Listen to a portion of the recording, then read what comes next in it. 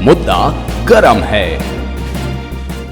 नमस्कार, दोपहर न्यूज के विशेष कार्यक्रम मुद्दा गरम है में हम एक बार फिर प्रदेश के पूर्व मंत्री श्री सज्जन वर्मा जी को लेकर आए हैं। शहर की एक बहुत बड़ी समस्या जो इन दिनों वापस घूमने लगी है और उस पर ही बात वापस हमको सज्जन भाई से इसलिए करना पड़ी कि चूंकि इस योजना को लाए भी वही थे।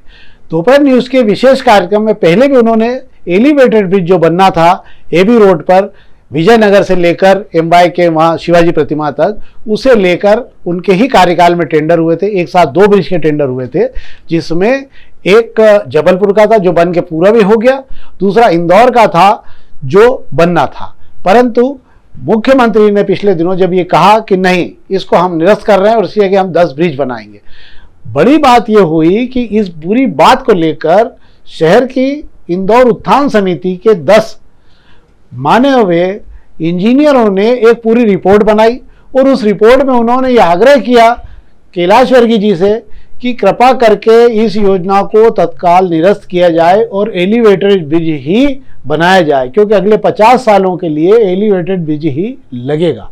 चूंकि हमने उस जो जानकारी निकाली उसके अंदर जिन इंजीनियरों ने ये रिपोर्ट दी और इसका डेमो दिया था, उन्होंने इसके कई तकनीकी खामियां बताई। जो ब्रिज आपने कहा मुख्यमंत्री जी ने, शायद मुझे लगता है कि उनको पूरी बात शायद न बताई गई हो, एलिवेटेड ब्रिज की महत्ता न बताई गई हो, या वो उस बात को न समझ पाए हों। तीनों चीज़ों के बीच में जिन इंजीनियरों ने ये पूरा डेमो दिया कैलाश वर्गीय जी को, और उन्होंने जो नाम है उनके उस पर खासकर अजीत सिंह नारंग जी का नाम था, वीके जैन साहब का नाम था, एस कुटुंबले साहब का नाम था, इंजीनियर महेश राजवेद का नाम था, इसके अलावा वीके गुप्ता जी का नाम था और इंजीनियर अशोक बड़जात्या जी का नाम था। ये वो इंजीनियर्स हैं जो इस शहर के सिविल विभाग के जितने भी काम होते रहते हैं उस पर निरंतर नजर रखते हैं और बेहतर तरीके से ये बताते हैं कि किस प्रकार से इन कामों में तकनीकी खामियां हो रही है। अधिकारी भी मानते हैं कि हाँ, उनकी बताई हुई खामियों को सुधारा गया है। शहर में कई जगह उनकी सलाह भी ली जाती है। आज फिर हमें उनके द्वारा दी गई रिपोर्ट को लेकर आज हमने फिर सज्जन भाई से बात की कि क्या वाकई एलिवेटेड ब्रिज की जरूरत है या वापस वही 10 ब्रिज बनाने के लिए जो मुख्यमंत्री ने कहा है वह सही है। सबसे बड़ा सवाल यह भी है कि कैलाश वर्गीय जी जो इस शहर के हित का मामला देखते हैं, इस शहर से उनका जुड़ाव भी है, वे इस मामले में पूरी तरह से चुप क्यों हैं, वे भी जानना चाहेंगे। और हम चाहेंगे कि एक बार फिर सज्जन भाई हमको ये बताएं कि किस प्रकार से एलिवेटेड ब्रिज की ही आवश्यकता है इस शहर को और वही होना चाहिए। जी नवनीत भाई, बड़ा गहरा विषय है एलिवेटेड ब्रिज का।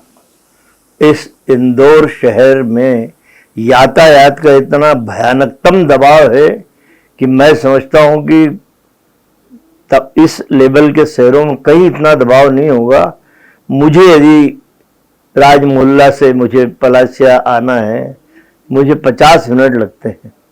इसी तरह MIG से मुझे नौलखा जाना हो तो मुझे 40-45 मिनट लगते हैं। और इतना भयानकतम एक स्टॉपेज पे 3-3 बार जब रेड लाइट हो जाती तब निकल पाते हैं, ग्रीन लाइट होती तब निकल पाते हैं। बात यह है कि इंदौर का एलिवेटेड ब्रिज जो MIG चौराहे से लेकर नौलखा तक बनना था, जबलपुर में भी एक एलिवेटेड ब्रिज बनना था। दोनों को एक साथ मैंने अपने विभाग की मीटिंग करके स्वीकृति दिलाई माननीय मुख्यमंत्री से। जबलपुर के एलिवेटेड ब्रिज का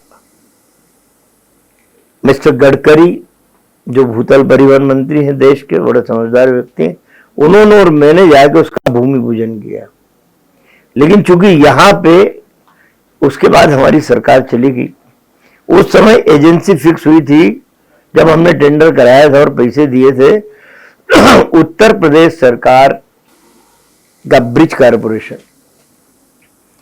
हमारी सरकार चली गई और लिपापोती चालू हो गई। मोहन यादव मुख्यमंत्री हैं इस समय, हमारे बड़े जमीनी आदमी हैं, समझदार व्यक्ति हैं। कैलाश विजयवर्गीय भी इस शहर की नब्ज को जानते हैं, उस नगरीय प्रशासन विभाग के मंत्री हैं। मुझे ये आश्चर्य है कि कैलाश विजयवर्गीय खामोश क्यों हैं। मोहन यादव मुख्यमंत्री के कान किन लोगों ने अपने वेस्टेड इंटरेस्ट के लिए भरा, ये मेरी समझ में नहीं आ रहा है, क्योंकि ब्रिज कॉरपोरेशन उत्तर प्रदेश की सरकारी एजेंसी, हमने उनको सबसे लोवेस्ट आए थे उनको हमने इनवाइट किया था। अब उनसे तो किसी को पैसा मिलने से रहा, इसलिए इसको तोड़ के 6-8 ब्रिज बनाने की नए नए ठेकेदारों को लाके उनसे कमीशन भी लेंगे। लेकिन ये बात भूल जाते हैं कि इस शहर में अघोषित चौकीदार आज भी अपने ईमानदारी के काम में लगे हैं, अपने कर्तव्य पथ पे ईमानदारी से चल रहे हैं, शहर को चलाने की कोशिश कर रहे हैं। ये जो इंजीनियर हैं मिस्टर अजीत नारायण कुटुम्बले जी, जैन साहब, और ये तमाम जिन लोगों ने कैलाश विजयवर्गीय को अपनी बात बताई कि श्रीमान जी, जहां आप 6-8 ब्रिज बनाने की बात कर रहे, कई जगह तो जहां आप लैंडिंग करेंगे वह साइड में निकलने की जगह ही नहीं बच रही है। सर्विस रोड कैसे बनेगी? ये तमाम सारी वजह लैंडिंग है। भाई आपने ब्रिज पूरा है, तोड़ दिया, लैंड करोगे जाके, वहां जगह ही नहीं बच रही है। ये एलिवेटेड ब्रिज तो ऊपर ही ऊपर जा रहा, 6.5 किलोमीटर। उदाहरण है नागपुर का नवनीत भाई। नितिन गडकरी बहुत समझदार नेता है बीजेपी का। आप देखिए कितने एलिवेटेड ब्रिज बना है, दिल्ली में कितने बने हैं, बेंगलोर इधर आप देख लो जाके कितने एलिवेटेड ब्रिज बने हैं। शहर का सौंदर्य तो बनता ही इतने ऊपर ऊपर जब यातायात जाता है, यातायात का दबाव डाइवर्ट होता है, आदमी सुगमता से एक स्थान से दूसरे स्थान पे जाता है। लेकिन पता नहीं बीच में महापौर से मेरी बात हुई, मैंने भाई हमारा कांग्रेस ने मंजूर किया इसलिए बनाना नहीं चाहते हो? मैंने इसमें राजनीति आड़े मत लाओ, हमारा नाम कहीं भी मत देना, कांग्रेस का कहीं भी मत देना, लेकिन ये एलिवेटेड ब्रिज आप सारे लोग मीटिंग करो, बनाओ, ताकि आम जनता को राहत मिले। मतलब आपका कहने का मतलब ये है कि अगर ये ब्रिज बनता है तो इसकी उपलब्धि आप ये मानते हैं कि इन्हीं लोगों को मिल जाना चाहिए कि आप पर तो बना दो? लिख के देने को तैयार हूँ कि हाँ भाई बीजेपी के प्रयासों से बना, हमारा कोई प्रयास नहीं है। मैं तैयार हूँ, मेरे ये शहर जहाँ मैं पैदा हुआ उसकी तकलीफों को, उसकी पीड़ा को, मैं आपके वहां आ रहा था अभी स्टूडियो में, दोपहर न्यूज के स्टूडियो में मैं आ रहा था, मुझे कितना समय लगा मेरे घर से आने में, कितना भयानक दबाव था पता ही नहीं। एक और चीज़ है कि निरंतर वाहनों की संख्या भी शहर में बढ़ रही है। अब शायद 35 लाख के लगभग वाहन शहर में हो चुके हैं। निश्चित रूप से ये इंजीनियरों ने जो रिपोर्ट दी, उन्होंने ये भी कहा कि आप आज का मत सोचिए, अगर आज का सोचा जाता तो शास्त्री ब्रिज इतना चौड़ा नहीं बनता, अगर आज का सोचा जाता तो बांड रोड नहीं बनता, और आज का सोचा जाता तो आपका बाईपास नहीं बनता। उस जमाने में साइकिलें चलती थी, पर 50 साल आगे का प्लान किया गया, इसलिए 50 साल आगे हम चल रहे हैं, रिपोर्ट में कहा गया। हम सज्जन भाई से बातचीत के पहले उस पूरे तथ्यों को समझना चाहते हैं जिसको लेकर यह प्रोग्राम बनाया गया है।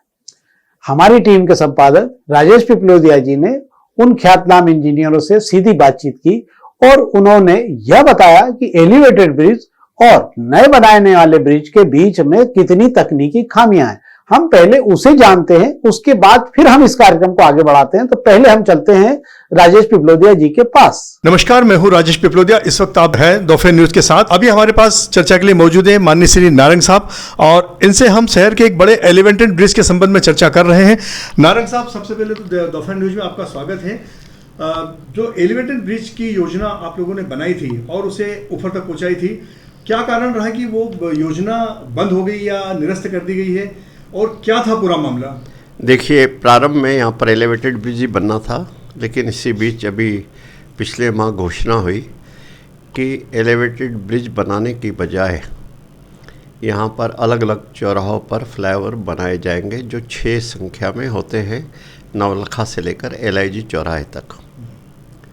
इस आधार पर उस ब्रिज को, एलिवेटेड ब्रिज को रिजेक्ट कर दिया गया कि इस पर से जाने वाला सीधा ट्रैफिक बहुत कम होगा। लेकिन हमारा यह कहना है कि आने वाले 30-35 वर्षों में इंदौर की आबादी बहुत ज़्यादा हो जाएगी, तो हमें सबसे पहले ये करना था कि उस ट्रैफिक को प्रोजेक्ट करना चाहिए।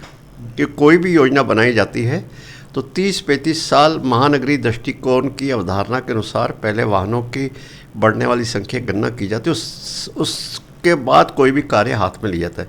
उदाहरण, आज से 60-70 साल पहले रीगल पर ब्रिज बना था।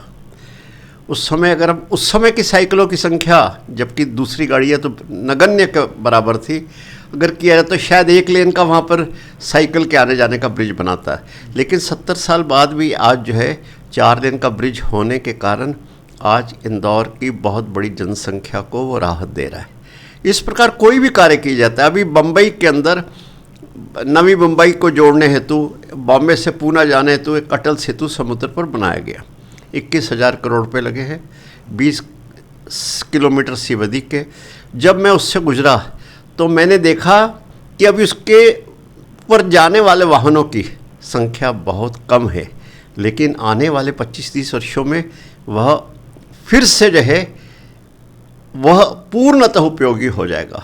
इस तरह में कोई भी 1 रुपया भी खर्च करना हो, कोई भी कार्य करना हो, तो 30-35 वर्षों के भविष्य में बढ़ने वाली संख्या के वाहनों की संख्या के आधार पर करना चाहिए। दूसरा, यहाँ पर वो कम है तो नीचे हमारे BRTS जा रही है। क्यों ने BRTS वाहनों को हम इस एलिवेटेड ब्रिज से ले जाएं, नवलखा से लेकर इन चौराहों से अगर BRTS से बसेस ऊपर चली जाती है तो अभी जो 22 मिनट का समय लगता है नवलखा से लेकर LIG चौराहे तक, वह मात्र 10 मिनट लगेगा। अर्थात BRTS में एक शब्द आर है, आर का मतलब रैपिड, तो वो रैपिड शब्द भी जो है वह चरितार्थ हो जाएगा। इस तरह हमें इतना फ़ायदा होगा कि न केवल BRTS ऊपर चला जाएगा, वो बसेस ऊपर चले, नीचे भी जो BRTS हटने के बाद में हमें और सड़क चौड़ी मिल जाएगी। और इससे भी बड़ा लाभ ये है कि हमें यह क्षेत्र नवलखा से लेकर LIG तक सबसे कम चौड़ाई का है। आगे पीछे 200 फीट है, यहाँ पर 100 फीट है, और इसी 100 फीट के क्षेत्र में अत्यधिक वाहनों का घनत्व है। तो हमें एक और सड़क एक्स्ट्रा मिल जाएगी, एक नीचे और एक ऊपर। तो इस तरह पूरा का पूरा 30-35 वर्षों तक हमें इस क्षेत्र में जाम नहीं लगेंगे और पूरा का पूरा जो है ट्रैफिक गुजरा जा सकेगा। दूसरा, आपने बताया कि बुझाए कहाँ पर उतारनी चाहिए, तो 3 जगह के प्रस्ताव हैं। एक तो शिवाजी स्टैचू पर, दूसरा गिटार चौराहे पर, और एक गीता भवन के यहाँ। तो इसको ज़रूर इस पे जो है फिर से जो है डिज़ाइन करने की आवश्यकता है, क्योंकि वर्तमान में जबलपुर में जो ब्रिज बना है उन्होंने इस तरह के चौराहों पर रोटरी बनाई है, एलिवेटेड रोटरी, जो यहाँ पर हम सोच सकते हैं, पलासिया चौराहे पर सोच सकते हैं, यहाँ पर शिवाजी स्टैचू पर सोच सकते हैं। तो इस हेतु हमें बेहतर डिज़ाइन के लिए अगर देश के जाने माने कंसल्टेंट से अगर नियुक्त करना पड़े तो 0.1-2% ही लगेगा, 0.1-2% लगेगा, लेकिन पूरा का पूरा ये जो है प्रोजेक्ट सार्थक हो जाएगा। और BRTS बसेस के जाने के लिए अभी देखिए, अभी जनसंख्या उसमें से 60-70 हज़ार लोग निकलते हैं, लेकिन अगर हमने इसकी BRTS की अवधारणा को पूर्ण करने वाले मापदंड अपना लिए, अर्थात उस पर बूढ़े लोग भी जा सके, बच्चे भी जा सके, महिला भी जा सकी, तो इस तरह के एस्केलेटर और ये सारे ऊपर लगा दिए, लिफ्ट लगा दिए, तो 2 लाख से लोग अधिक इससे गुजरेंगे।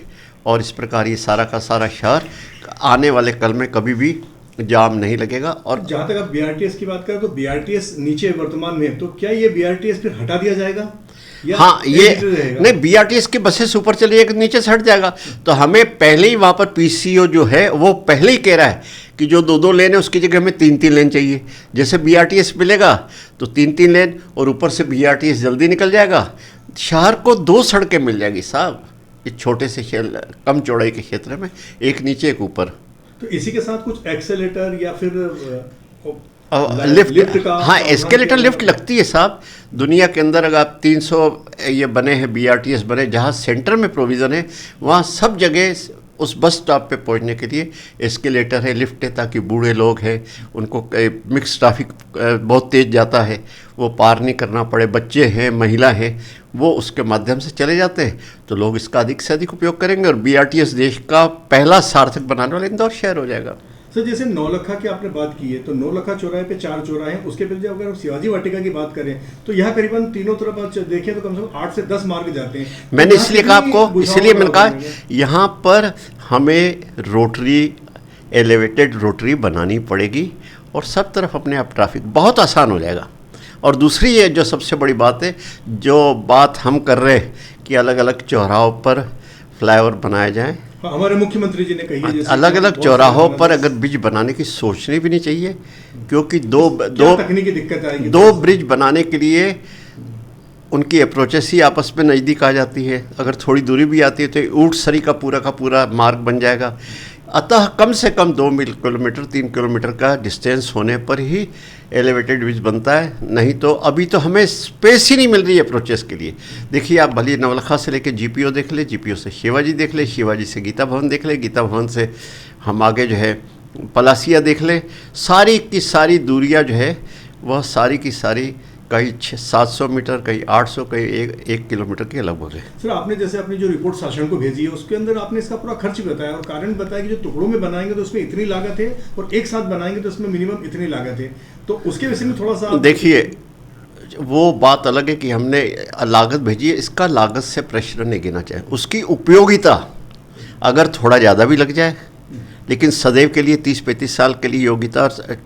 हमें दूसरी बात सोचिए, जितना यातायात सुविधाजनक हो जाता है उतना समय यात्रियों को कम लगता है, शहर में प्रदूषण कम होगा, गाड़ियाँ तेज़ी से निकल जाएगी, उनका पेट्रोल खर्च कम होगा, अल्टीमेटली फ़ायदे ही फ़ायदे हैं।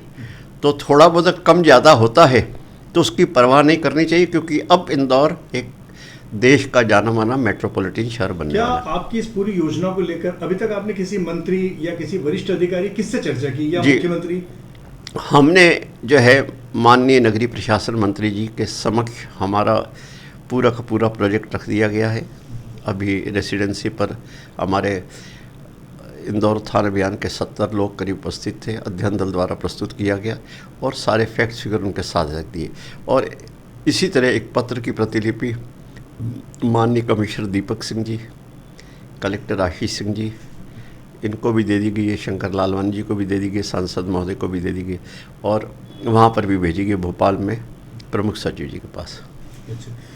हमारे साथ एक और हस्ती मौजूद है, वो भी आपको इस बारे में कुछ जानकारी। सर, आप इस बारे में क्या कहना चाहेंगे? विशेषकर पूरी योजना अभी नारंग साहब ने बताई है, इसमें और आपको क्या लगता है और क्या शामिल होना चाहिए? इसमें अगर हम समझने का प्रयास करें तो अभी जो प्रस्ताव है, सभी चौराहे पर फ्लाईओवर ब्रिज बनाने का प्रस्ताव है।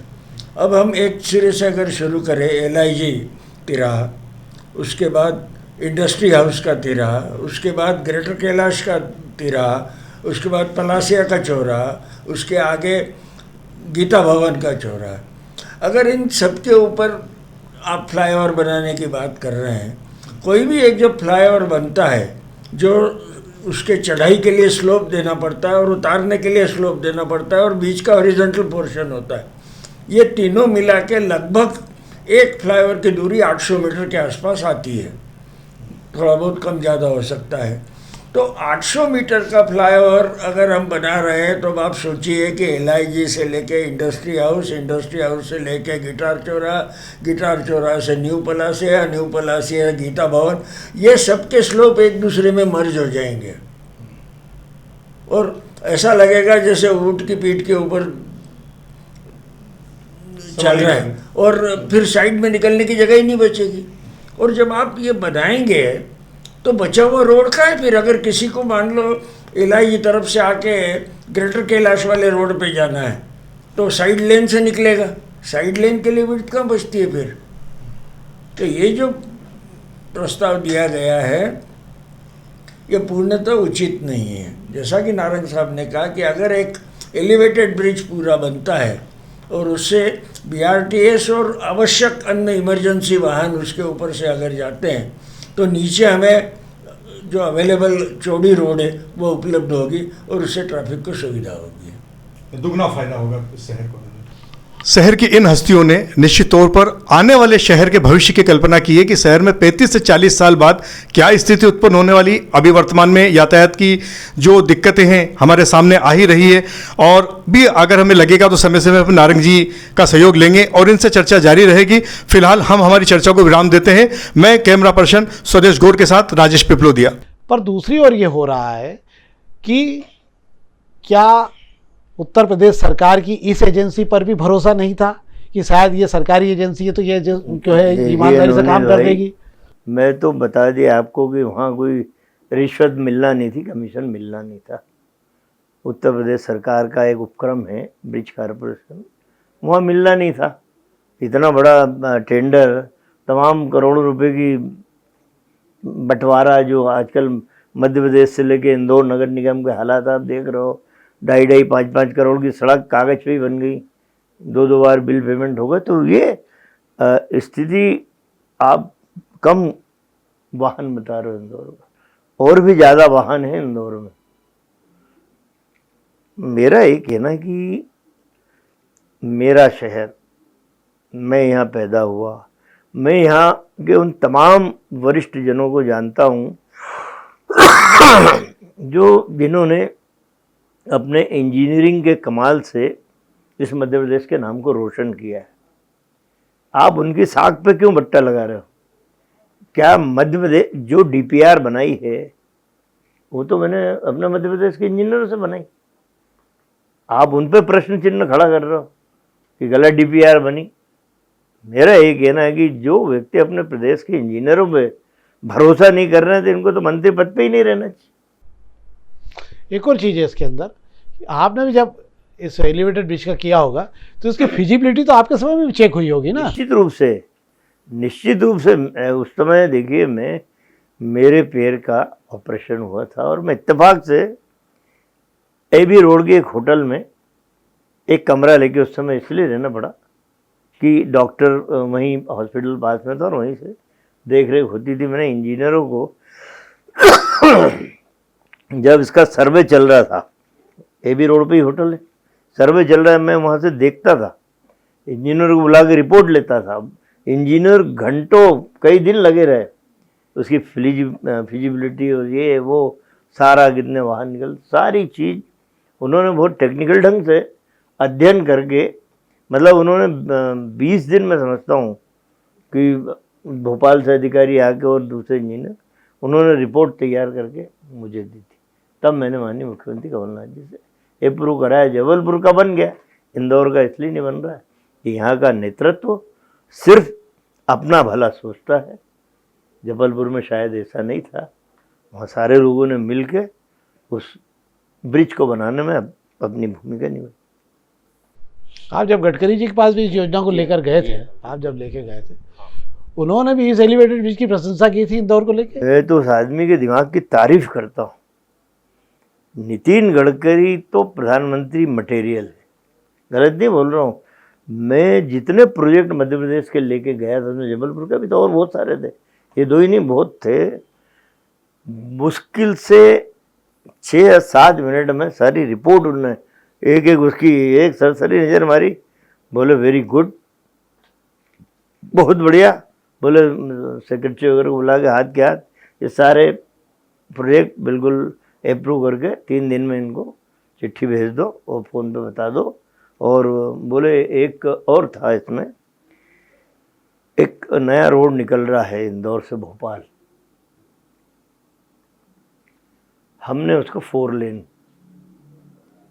फिर हमने कहा बातचीत में गए तो छोटी बात है 4 लेन, 6 लेन। अच्छा मैंने 6 लेन, नो। बोले यदि नया रोड बना रहे हो तो 8 लेन का बनाओ। उस आदमी का विजन कितना, 8 लेन का बनाओ। बोले बना ही रहे हो ना, तो 8 लेन का रोड बनाओ ना, जब भविष्य में तकलीफ नहीं।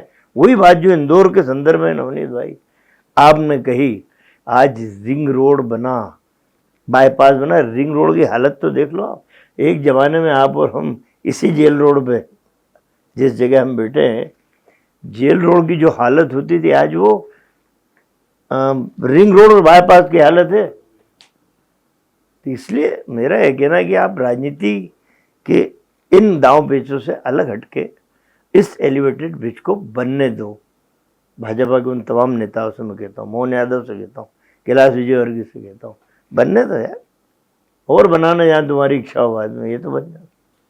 तो मैं चाहूँगा कि आप इसी दोपहर प्लेटफॉर्म से, अगर आप मुख्यमंत्री जी से अगर ये बोलना चाहते हैं तो मैं चाहूँगा कि आप उनसे आग्रह कर दें कि बिल्कुल। मोहन यादव जी मेरे मित्र हैं और बड़े सीजेंट पॉलिटिशियन हैं, ज़मीन के नेता हैं, मुख्यमंत्री के पद पे बैठे हैं, बड़ा महत्वपूर्ण पद है, वो सारे निर्णयों का अधिकार उनके पास है। तो मैं अनुरोध करूंगा कि इस एलिवेटेड ब्रिज को बनाने में आप अपनी भूमिका ईमानदारी से निभा दें। पूरी कांग्रेस, इंदौर शहर की जनता आपका पलक पावड़े बिछा के स्वागत करेगी। इंदौर के लोगों की पीड़ा जो यातायात से संबंधित है वो देखते नहीं बनती है। मेरा आग्रह है मोहन भाई, कृपया करके इन सारे पूर्वाग्रहों से अलग हटके, राजनीतिक दांव पेच से अलग हटके, अखाड़े में जब आप बनेटी घुमाते थे ना, एक बनेटी ऐसी विकास की घुमा दो, मैं आपको धन्यवाद दूँ। इसी के साथ में कैलाश वर्गीय से भी कुछ बनेटी घुमाने का कैलाश भाई मेरे मित्र, मेरी आवाज़ समझ जाते हैं कि सज्जन भाई बोल रहे हैं, मतलब इस बात में दम है, तो वो भी मेरा ख्याल मोहन यादव से बात करेंगे, बनने दो। ये थे सज्जन वर्मा जी, जिन्होंने अपनी बेबाक बातचीत के लिए पहचाने जाते हैं। आज उन्होंने एक बार फिर इंजीनियरों द्वारा किए गए एलिवेटेड ब्रिज के आग्रह के बाद, चूँकि इस अभियान को शुरुआत दोपहर न्यूज़ ने की थी, उस समय भी सज्जन भाई ने ही कहा था कि इसकी बहुत ज़रूरत है, और आज भी वे अपनी बात पे अड़े हुए हैं। इस ब्रिज का बनना बहुत ज़रूरी है। इस चैनल के माध्यम से उन्होंने मुख्यमंत्री से भी और कैलाश वर्गीय जी से भी अपील की है कि कृपया करके इस शहर के हित में बड़ा निर्णय लेते हुए एलिवेटेड ब्रिज को ही बनाएं। नए ब्रिज बनाने से इस शहर में बड़ा तकनीकी रूप से नुकसान भी होगा और शहर के विकास पे भी कठिनाई खड़ी होगी। एक बार फिर हम अपने दर्शकों से धन्यवाद अदा करते हैं। बहुत बहुत धन्यवाद।